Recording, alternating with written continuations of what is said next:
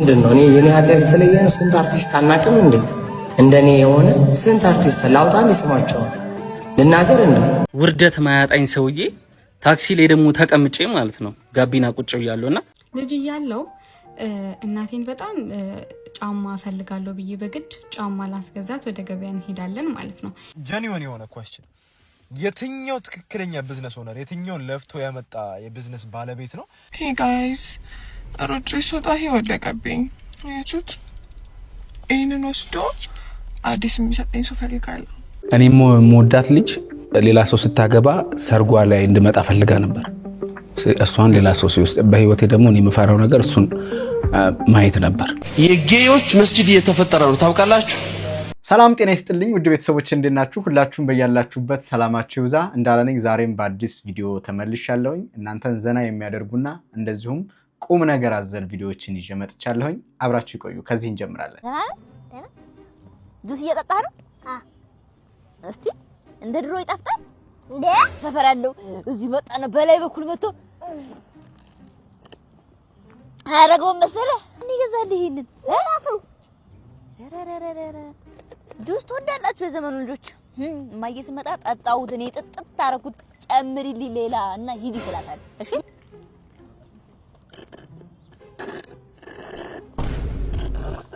አንቺ ያምሻል ትልካይነሽ እንዴ አይገም በለሽ ነው ቀምሩሽ ወዲያ ምን ብሬ ይችን ነገር ሞክሯት የሚያውቃለ ህፃናት ታላችሁ ከረሜላ ቀምታችሁ በልታችሁ ጁስ ጠጣችሁ የምታውቁ ኮሜንት አድርጉልኝ። ውርደት ማያጣኝ ሰውዬ ታክሲ ላይ ደግሞ ተቀምጬ ማለት ነው ጋቢና ቁጭ ብያለሁና እኔ ማሳለፍ ስለማልወድ ቅርብ ነኝ ምናምን ብዬ ወደ መሀል እጠጋለሁ እና ሰው ሲከፍት ተሰምቶኛል። መሀል ላይ ሄጄ ቁጭ አልኩኝ። ታውቁታላችሁ ቦታው ፊት ያለ ነው ወደ ላይ በቃ ይሄ እንጀራ እንደሚሸከሙት ታክሲውን ተሸክማችሁት ነው የምትሄዱት። ስፒከር አለ ምን አለ በቃ አይመችም። እንደዚህ ተንጋዳችሁ ነው የምትሄዱት እና ሰው ገብቷል፣ ግን ምን አይነት ሰው እንደሆነ አላስተዋልኩም ማለት ነው። የሚገርም ሽቶ ገባልኝ። የሚገርም ሽቶ ማለት እንዴ ምንድነው ምናምን አልኩና ጮለቅ አረጋለሁ። ልጅቷ እንዴት አባቷ እንደምታምር ማለት ነው እንዴት እንደምታምር። እኔ ደግሞ ቺክ ማዋራት አልችልም። በቃ አፍንጬን፣ ጆሮዬን፣ አንገቴን ሁሉ ነገሬን ነው የሚያለበኝ ማለት ነው። ከዛ እንደምንም ብዬ ጥርሴን ግሽልጥ አረኩና ሃይ አልኩኝ። ሃይ አለች። ከዛ ተገባባን። ምን ልሆንልሽ ምን ትሆኝልኝ የተባባልን ረጅም መንገድ ሄድን። ከዛ ሰሚት ደረስን። ከሰሚት ወርዳችሁ ኮንዶሚኒየም ሰሚት የሚያዝበት ደግሞ ትንሽ ያስኬዳል ማለት ነውና ወረደች እሷ። እኔ ነኝ የምከፍለው ምናምን አልኩ። የቤት ኪራይ ምዘጋላት ነው መስሎ በቃ በኮንፊደንስ ምናምን ከፈልኩ። ወርጄ ወሬ ልቀጥል ስል ማለት ነው ፊቷን አጣሁት። የልጅቷ ምንድነው የሚታየኝ? ጡቷ ነው የሚታየኝ። በቃ እዚህ ደረቷ አካባቢ ነው የሚታየኝና ቀና አላለሁ። ለካ ልጅቷ የፀሐይ ግርዶሽ ነው የምታክለው። ቁጭ ብላ አልታወቀኝም። እኔ እንደ ዶሮ ፊጥ ብዬ መሃል ላይ እንደ ቆጥ ቁጭ ብዬ ለካ አልታወቀኝም። ጋውን ሲታጠፍ ቲሸርት ነው የሚመስለው አሉ። ምን እንደምንመስል ለሚያይን ሰው መንገድ ስንሄድ መንገዱ እንዴት ይለቅልኝ ምን እንደምንመስል እናትና ልጅ ነው የምንመስለው። ልደት ተጠርቼ እኔ የሆነ ቦራ ምናምን ልታዝናናኝ ሴንቸሪ ምናምን ልታዝናናኝ ይዛኝ ይሄደሽ ነው የሚመስለው። በቃ ምንድነው አድቫንቴጁ? አሁን እቺ ብጠብሳት ብዬ በቃ አድቫንቴጁ ምንድነው? ጥምቀትና ደመራ ላይ እሽኮኮ ብትለኝ ነው በቃ በደንብ እንዲታየኝ ማለት ነው። ሌላ ምንም አይመጣውም። ከዛ በቃ ቻው ብዬ ስልኳንም ሳልቀበል ተዋጠስኳት ወደ ቤቴ ሄድኩላችኋለሁ። ቆይ ግን ምን ያህል ረጅም ብትሆን ነው እንደዚህ? እሱ ሜትር ከ72 ነው። ምን ያህል ረጅም ብትሆንበት ነው? ይሄ ኪሳራ ነው እውነት። ሄሎ እንዴት ናችሁ? እኔ የምላችሁ አሁን ማግባት በጣም ከባድ እየሆነ እንደሆነ ለምላችሁ አይደለ? ለምን መሰላችሁ? ወንዱ ላይ ያለ ፋይናንሻል ኤክስፔክቴሽን is so heavy like ኖርማል ስራ ያላቸው በማደግ ላይ ያሉ ወንዶችን ማግባት የሚፈልግ ሰው በጣም ነው የሚያሳዝነው። ግን ባይዘው ምክንያቱም ሁለት ምርጫ ነው ያለው። if you want to marry your friend አንደኛ አንድ አባባል አለ marry your friend don't marry your lover ይባላል። ፍሬንድሺፕ ስትሮንግ ነው ማለት ነው። ሶ ተቀራራቢ ስትሆኑ ወይም ደግሞ ተራርቃችሁ ፍሬንድ መሆን ከቻላችሁ that's good ማለት ፍሬንድሺፕ ኢምፖርታንት ነው ለማለት ነው። ግን ሲቀጥል ያንግ ሆናችሁ በተለይ አሁን ልታገቡት ብትፈልጉት ሰው ያንግ ከሆነ ኤክሰፕሽናል ታለንት ኖሮት ሜቢ ሂዝ 1 in 100 ተሳክቶለት ሀብታም ሊሆን ይችላል። እሺ በተረፈ ግን ያንን ሀብት ለማምጣት ማደግ አለበት ሰውየው። መጎልመስ አለበት። እድሜው በጣም መሄድ አለበት ማለት ነው። ከእናንተ ገብቷችኋል አይደለ? ስለዚህ that's fine by the way እሱም ምርጫ ከሆነ it's okay። ግን unrealistic expectation ወንዶች ላይ ያስቀምጥን ኒውሊ ዌድስ በጣም በቃ ፍራስትሬት እያደረጉ ነው። ወጣቶች ማግባት እየፈሩ ነው። ወንዶች የተሳቀቁ ነው እና don't expect that much by the way። በቃ of course ቤዚክ የሆነ ነገር ያስፈልጋል። ዝም ብሎ አይገባም። ቤዚክ የሆነ ነገር እግዚአብሔርን ይዛችሁ ከገባችሁ ግን ሚስጥር ያገኘ በረከትን አገኘ ይላል እግዚአብሔር ቃል። እንደዚህ ነው የሚለው by the way right። ሶ ያን እግዚአብሔር ያለበት ኮቨናንት ከሆነ እግዚአብሔር ይባርካችኋል። በባዶም ተጀምሮ በብዙ የተባረኩ ሰዎችን እናውቃለን። እኛም ተባርከናል። ስለዚህ አይ ኢንካሬጅ ፕሊዝ ያልሆነ ኤክስፔክቴሽን ወንዶች ላይ አታስቀምጡ። ትክክል ብለሻል። በጣም የተጋነነ መሆኑ ጥሩ አይደለም። ይሄ መሰረታዊ ነገር ሊኖር ይገባል። ነገር ግን እሷ እንዳለችው አሁን አንድ ሰው በጣም ጥሩ ገንዘብ ሊኖረው የሚችለው ሰርቶ እየተለወጠ ከሆነ ማለት ያልወረሰው ከሆነ በራሱ ኢፈርት የሚያመጣው ከሆነ ቢያንስ ከ40 ዓመት በላይ መሆን አለበት ማለት ስኬታማ ካምፓኒ ኖሮት ቤት ኖሮት መኪና ኖሮት እንደዚህ ለመኖር እነዚህን እድሜዎች መንከት አለበት። 40 እና ከዛ በላይ መንከት አለበት። ሶ አንዲት ልጃገረድ ደግሞ ማግባት የምትፈልገው ወጣት ከሆነ የ27 ዓመት የ30 ዓመት ወይም ደግሞ የ25 ዓመት ወጣት ከሆነ ህልሟ እውን አይሆንም ማለት ነው። ወይም ደግሞ በእድሜ ገፋ ያለው ሰው ለማግባት ከሆነ ደግሞ ህልሟ ይሳካል ማለት ነው። ግን ያም ሆነ ይህ ደስ አይልም። በመጠን መኖር፣ አብሮ ማደግ፣ አብሮ መስራት ጥሩ ነው። በተቀረ ሁሉም ሰው እየቃዠ ወንዱም ህልሙን ለመጨበጥ እየሮጠ ሴቷም እንደዚሁ እየተሯሯጥን ህይወት ይሄዳል። ሰው ጸጸትን ምናምን ልናተርፍ እንችላለን። አንዳንዴ በጊዜ መሆን ያለበት ነገር በጊዜ ሳናደርግ ስንቀር። ሄይ ጋይስ ሮጬ ስወጣ ህይወት ወደቀብኝ። አያችሁት? ይህንን ወስዶ አዲስ የሚሰጠኝ ሰው ፈልጋለሁ። ሰው አሳውቁኝ። ወዳችኋለሁ። በጣም ነው ያዘንኩት። ይሄ እዚህ ጋር ደግሞ የለም ብርድ ነው። ስሮጥ ነው ብርዱ። በቃ አልቻልኩም። እኔ እንደዚህ መጠጣት አልችልም። ከንፈር ያቃጥለዋል። ደግሞ እድሜ ከፍ እያለ ሲመጣ ከንፈር እያነሰ ይመጣል። ለዛ ነው መሰለኝ በቃ አልቻልኩም። ወደ 150 እና 300 ሺህ ብር ስልክ ሰብረሽ እዚህ መተሽ የምትቆዩ የምትንበላጠጪው ነዳጅ ነጋዴ ስለሆንሽ ነው። ነዳጅሽ ማመንጨት ያቆመ ቀን፣ ነዳጅሽ ፈላጊ ያጣ ቀን ግን ነዳጅሽን የሚገዙ ሰዎች ወደ ኤሌክትሪክ የዞሩ ቀን ግን መበየመልሽ ነው የምታጭው። ያልፍበታል፣ ሁሉም ነገር ያልፍበታል። ብትረጋጊና ሰከን ብትይ ይሻላል። በ100 ሚሊዮን የሚቆጠር ድሃ ህዝብ ባለበት ሀገር ላይ 300 ሺህ ብር 7 ዓመት 6 ዓመት ቀለብ የሚሆናቸው ህዝቦች ባሉበት ሀገር ላይ ምንም ሳይመስልሽ እንዲህ እየተንበላጠሽ ቪዲዮ የምትለቂው ዋጋ ያስከፍልሻል። ብትረጋጊና ሰከን ብትይ ይሻላል። ነዳጁም ያቆማል። ዘላለም እኮ ነዳጅ አያመነጭም። እንደውም የኤሌክትሪክ ዘመን ነው፣ አሁን እየተሻሻለ ነው። ስለዚህ በአግባቡ ያለሽን ነዳጅ እየተጠቀምሽ የምትይዡን ይዘሽ ሰከን ብለሽ ህይወትሽን ብትሞር ይሻላል። ያበቃ ቀን ሁሉም ያበቃል። አስቢበት። አዎ ይህን ያህል መቀናጣት በማላገጥ ነው። በነገራችን ላይ ይህን ያህል መላጥም አስፈላጊ አይደለም። መታበይ ነው፣ መመካት ነው። በቃ ካላችሁ በዛው ባላችሁበት። ጀኒውን የሆነ ኳስችን የትኛው ትክክለኛ ቢዝነስ ኦነር የትኛውን ለፍቶ ያመጣ የቢዝነስ ባለቤት ነው አንተ እቺን መኪና ገዟት እኮ ያቺ ቤት አያት እኔ ነኝ የገዟት ምናምን ብሎ የሚጎር? በጣም እዚህ ምድር ላይ እኮ እንደ ቢዝነስ ሀምብል የሚያደርጋችሁ ነገር እኮ የለም። እግዚአብሔርን ነው የምላችሁ። it strips away everything you have in your life። ደስታችሁን፣ ገንዘባችሁን፣ ይሄ ፒስ ኦፍ ማይንዳችሁን፣ ሰላማችሁን ምጥጥ አድርጎ የሚወስድ ነገር እኮ። ያንን ሁሉ ከወሰደባችሁ በኋላ ሂዩሚሊቲ ይሰጣችኋል። እንትን ትሆናላችሁ፣ ሀምብል ትሆናላችሁ። ምንም ሳይኖራችሁ አይታችሁታል። ስትራግል ያደረገ ሰው በጣም ሀምብል ያደርጋችኋል እንጂ የባሰ ጉረኛ ያደርጋችሁም። ፋስት ሰክሰስ ነው ፍሎንት የሚደረገው ሶሻል ሚዲያ ላይ እና because I'm getting too caught up እዚህም እዛም እያልኩ ስለሆነ በአንድ አመት በሁለት አመት ውስጥ ካልተሳካላችሁ it happens። ሁሉም ሰው አይሳካለትም። ያው ይሄ እኔ የምሰራው ስህተት ነው። ሶሻል ሚዲያ ላይ ብዙዎቻችን ሼር የምናደርገው ጥሩ ሞመንቷን ነው። እዚህ ጋር ኮንፌስ እያደረኩላችሁ ነው። እኔም ቢሆን ጥሩ ሞመንቱን ነው ሼር ማድረገው። ሶ ቢሃይንድ ዘ ሲንስ ግን ብዙ አግሊ ነገሮች ሀፕን ያደርጋሉ። ሶ just keep what you're doing, keep your head up፣ በርቱ። ለምሳሌ ትልልቅ ባለሀብቶች የምታውቋቸው እናንተም ሊሆን ይችላሉ። ትልልቅ ባለሀብቶች አይታችሁ ከሆነ ሾው አፕ አያደርጉም። የልጆቻቸውን ፎቶ ፖስት አያደርጉም። የሚበሉትን የሚጠጡትን ፖስት አያደርጉም። የሚዝናኑበትን ሆቴል ፖስት አያደርጉም። ኤቭሪ ነገር ግን የሆነ በሆነ ወይ በሶሻል ሚዲያ በሆነ ነገር ሰክሰስፉል የሆነ ሰው ቶሎ ብሎ ቶሎ ሁሉንም ነገር ሸዋፕ ያደርጋል ምናምንና እሱ እንደተናገረው በተለይ በብዙ ስትራግል በብዙ ውጣ ውረድ የተለወጡ ሰዎች እንዴት እንዳመጡት ገንዘቡን ስለሚያውቁት ያን ያህል ለማሳየት እንትን ለመታበይ ጊዜ የላቸውም። ትሁት ናቸው።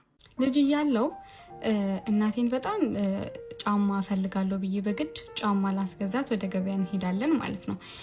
ይሄን ጫማ እንፈልግና ማገኛለሁ የምፈልገውን አይነት በጣም የዘመኑ ፋሽን የሚባለው አይነት ጫማ ነው። በጣም ወዶ አይነት ጫማ ነው ማለት ነው። ከዛ ለካዋለሁ ማለት ነው። በግድ የተገኘ ጫማ ነው። ከዛን ስለካው ትንሽ ይጠበኛል። ጫማው በጣም ያምራል። ትንሽ ሲጠበኝ እኔ ምን ብዬ አሰብኩኝ፣ በጊዜ ሂደት ባደረኩት ቁጥር ይሰፋል ብዬ ስላሰብኩኝ ያለኝ አማራጭ እናቴን ዋሽቼ ማስገዛት ነበረ። ይሆንሻል ስትለኝ ግግማው ይሆነኛል። ከዛን ጫማውን አስገዛውና በጊዜ ሂደት 1 ቀን 2 ቀን 3 ቀን እያደረኩት እሄዳለሁ ማለት ነው።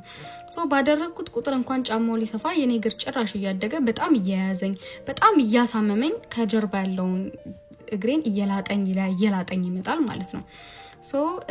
ይሄን ታሪክ የነገርኳችሁ አሁን ሶሻል ሚዲያ ላይ ያለ ነው የኛ ጀነሬሽን ስለሚመስለኝ ነው። ምንድነው ብልጭልጭ ሆኖ እዚህ ሶሻል ሚዲያ ላይ ስላየ ነው ስላማረ ከላይ በጣም ጓጉተንለት እንገባበታለን። ልክ እንደ እናታችን ህሊናችንን ዋሽተን እናደርገዋለን ማለት ነው። ከዛን ያው አንዴ ከጀመራችሁት ደግሞ ልክ እናታችሁን ጫማውን አላደርገውም ብሎ እንደማለት ያስፈራችኋል መውጣቱ ማለት ነው። ያ ነገር እያቆሰላችሁ ይሄድና ቁስል ይሆናል ማለት ነው የሆነ ሰዓት ላይ ኮሶ። ከዛ በኋላ እግሬ ድኗል፣ ጠባሳው እስካሁን አለ። ከዛን ምን ይሆናል ልክ ከተወሰነ ጊዜ በኋላ ጥላችሁት እንኳን ብትወጡ ያንን ነገር እንኳን ቢረሳላችሁ ጠባሳው በታየ ቁጥር ታሪካችሁ ትዝ ይላችኋል። እዚህ ላይ የምትለቁት ሶሻል ሚዲያ ላይ የምትለቁትም ነገር ልክ እንደ ጠባሳችሁ ታሪካችሁ ነው። መቼም ብታዩት ታስታውሱታላችሁ። እና ሁሉም ነገር ስላጓጓችሁ ሌላው ላይ ስላማረ እናንተ ላይ ያምራል ማለት አይደለም። የምታደርጉትን የምትለቁትን ነገር በማስተዋል ብታደርጉት ጥሩ ነው ብዬ አስባለሁ። ይሄ ሪል ቶክ ይባላል። የሚገርም ስቶሪ ነው። ዘ ሞራል ኦፍ ዘ ስቶሪ ደግሞ ምንድነው? የምናደርገውን ነገር በተለይ ሶሻል ሚዲያ ላይ የሚፖስቱ ፖስቶችን አይታችሁ ከሆነ ኋላ ላይ እንደገና የሚያንገበግቡ በህይወታችን ላይ ጠባሳ የሚጥሉ ለልጆቻችን እንቅፋት የሆኑ ነገሮች ናቸውና ሁሉ ነገር በሁሉም ሰው ላይ አያምርም። እሱን መለየት ጥሩ ነው። ወይ ጉድ አትሉም? የቲክቶከሯ ዊንታና ሰለሞንና የልጇ አባት ፍጥጫ በፍርድ ቤት የመጨረሻ ውሳኔ አገኘ። ምንድነው የተፈጠረው? መረጃውን በዝርዝር በአጭሩ አቀርብላችኋለሁ። ያለ ፍላጎቴ በልጅነቴ እናት ሆኛለሁ በሚል ወደ ሚዲያ መታ መናገር የነበረችው ዊንታና ሰለሞን በፍርድ ቤት መከሰሷ ተሰማ። ከሳሽ ደግሞ የልጇ አባት አቶ አላዛር በለጠ ነው። ዘሀበሻ እጅ የገባው የክስ ዝርዝር እንደሚያስረዳው አቶ አላዛር ለፍርድ ቤት ባቀረቡት አቤቱታ ልጄን እንዳልንከባከባትና እንዳልጎበኛት ዊንታናም ከልክላኛለች፣ ደብቃብኛለች ብለዋል።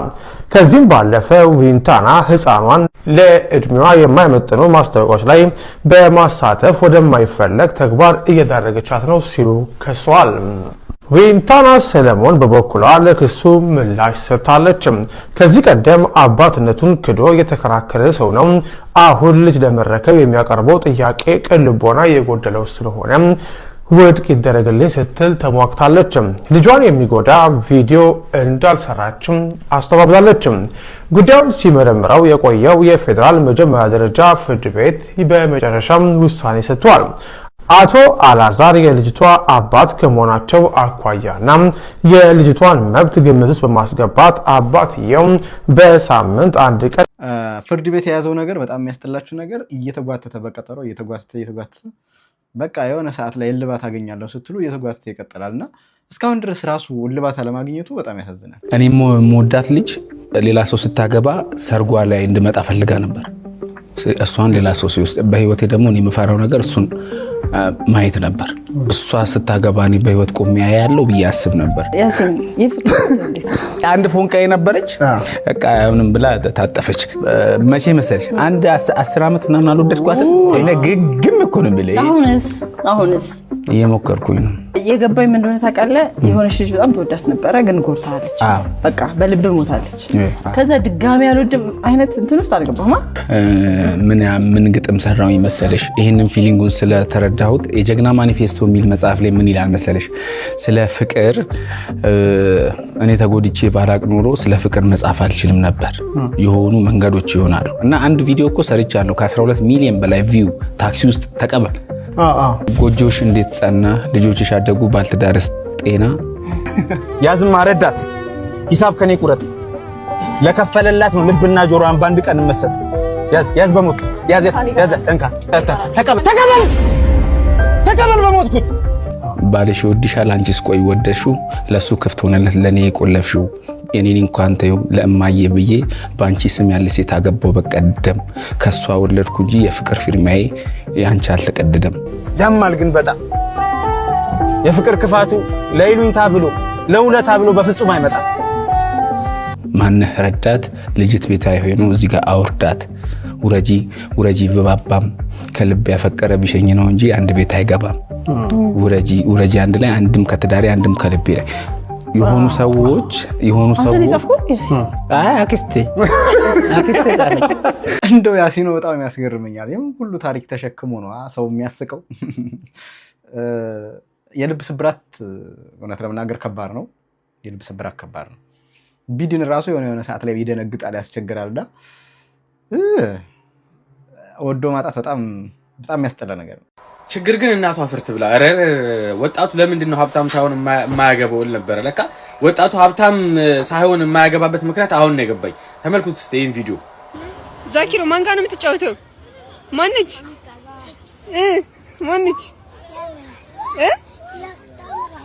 ምን ታምራለች? ቆንጆ ነች? አንተም ታምራለህ።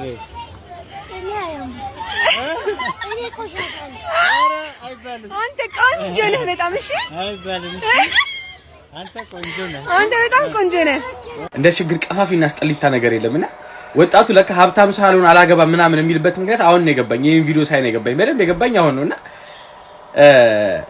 ሳስበው ግን ይሄ ልጅ ይሄን ቃል ወይም ደግሞ እንደዚህ ሊልበት የቻለበት ምክንያት ምንድነው? ከማን ሰምቶ ነው? ማን ብሎት ነው የሚለው ነገር አይምሮ ውስጥ መጣና ዝም ብሎ አይምሮ ላይ ሊመጣ አይችልም። ገባችሁ? እና ማን ብሎት ነው እንደዚህ አይነት ቃል ማን ተናግሮት ነው የሚለው ነገር በጣም አይምሮ ውስጥ መጣና ከባድ ነው ትንሽ። ለማንኛውም አሁን ገብቶኛል፣ በጣም ገብቶኛል። ሀብታም ሳንሆን የማናገባበት ምክንያት ብላችሁ የምታቀርቡት ሀሳብ አሁን በጣም ገብቶኛል። ልክ ናችሁ። ይሄን ፕሮግራም አይተው ታውቃለህ? ቲቪ ስለሌለ ብዙ ጊዜ አልከታተልም። ድንገት ዘመድ ጋር ምናምን ሲሄድ እንደዛ ነው። አይተው ታውቃለህ? ግን አንዳንዴ አይተው ታውቃለህ? ፕሮግራሙ ነው እሑድን በኢቢኤስ ላይ የሚተላለፍ ፕሮግራም ነው። ከውበት በላይ ይሰኛል። የሚሰሩ ሰዎችን ለማበረታታት ቆንጆ ቀን እንዲውሉ እረፍት እንዲያደርጉ የምናደርግበት ፕሮግራማችን ነው። ዛሬ ደግሞ ከእናትህ ጋር ቆንጆ ቀን ነበር። እሷ እንዴት ወደዋለች አልወደደችው የሚለውን ትነግረናለች። የታለች? እና እንቀበላ።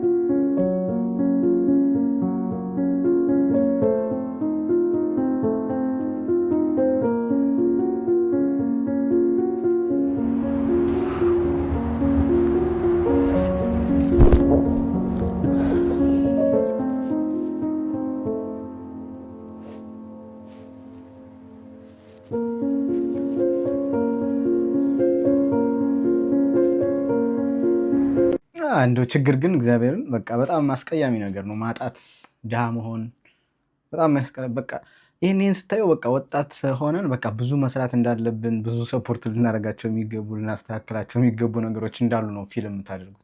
እኔ ትዳር ውስጥ ባል ምን ማድረግ እንዳለበት፣ ባል ምን መሆን እንዳለበት፣ ሚስት ምን ማድረግ እንዳለባት፣ ሚስት ምን መሆን እንዳለባት ምክር ከፈለኩ ሄጄ ማንን እንደምጠይቅ ታውቃላችሁ?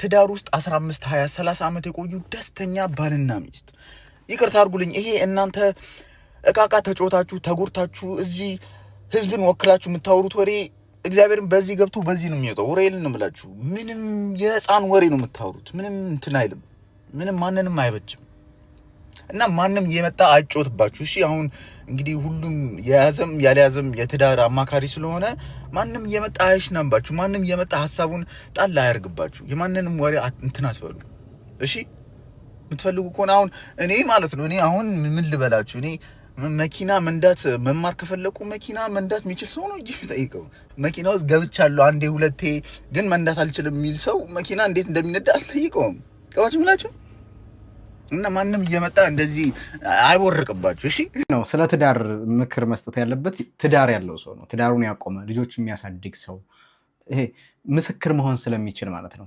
ፈተናውን እንዴት ማለፍ እንዳለብን ያውቃሉ ብዙ ቻሌንጆች አሉና እነሱ እንዴት ሃንድል እንዳደረጓቸው ከነሱ ምክር ማግኘት ይቻላል አሁን ጭራሽ ትዳር ስለ ትዳር ምንነት የማያውቀው መጥቶ ስለ ትዳር ይሰብካል ሲንግል ሆኖ ምንም ሳያገባ 40 ዓመት ሞልቶት ስለ ትዳር ይመክራቸዋልና ከባድ ነው ይሄ ምንድነው እኔ የኔ ኃጢአት የተለየ ነው ስንት አርቲስት አናውቅም እንዴ እንደኔ የሆነ ስንት አርቲስት ላውጣም ይስማቸው ልናገር እንዴ አንተዋወቅም እንዴ ተው እንጂ ስንት ሚኒስትር አለ ስንት ባለሀብት አለ እንዴ ተው እንጂ ልታወቃለን እንግዲህ ይህን የሶፎንያስ ንግግር አይታችሁታል አይደል ይሄ የሚያመላክተው ምንድነው ብዙ በሽተኛ እንዳለ ብዙ የግብረ ሰዶም ተጠቂ እንዳለ ነው ማለት ነው ስለዚህ እንዴት ኮሚኒቲው መጠበቅ እንዳለበት እንዴት ልጆቻችንን መጠበቅ እንዳለብን በጣም ኮንሺየስ መሆን ይጠይቃል ትናንት ወዲያ በሰራሁት ቪዲዮ አይታችሁ ከሆነ ከሙስሊሞች በመስጊድ በኩል የመጡ ግብረ ሰዶማውያን ያደረሱትን ጥቃት አቅርቤላችሁ ነበር እንደዚሁም ደግሞ ቤተክርስቲያን ላይ አገልጋይ ሆነው የዚህ ግብር የሚፈጽሙ ሰዎች መኖራቸውን ቪዲዮ አቅርቤ ነበር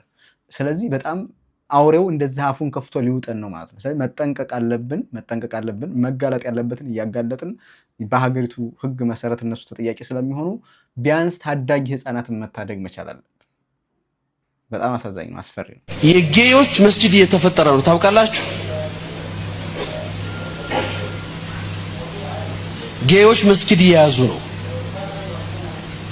ይሄ ምን ያክል እያደገ እንደመጣ ውስጣችን ገብቶ ማን ነው ይሄን የሚታደገው አያችሁት ምን ያህል አስፈሪ እንደሆነ ማን ነው የሚታደገን ይሄን እራሳችንን እያንዳንዱ እስላም ክርስቲያን ሳይል አጠቃላይ እንደ ዜጋ ልንከላከለው የሚገባ ክፉ በሽታ በሰማይም በምድርም መቅሰፍት የሚያሳዝዝ ክፉ በሽታ እግዚአብሔር ከዚህ ይሰውረን ውድ ተመልካቾቼ ለዛሬ ያስኳቸው ቪዲዮዎች እነዚህ ነበሩ አብራችሁኝ ስለቆያችሁ በጣም አመሰግናለሁ ሐሳብና አስተያየታችሁን ኮሜንት ላይ አስቀምጡልኝ ባይ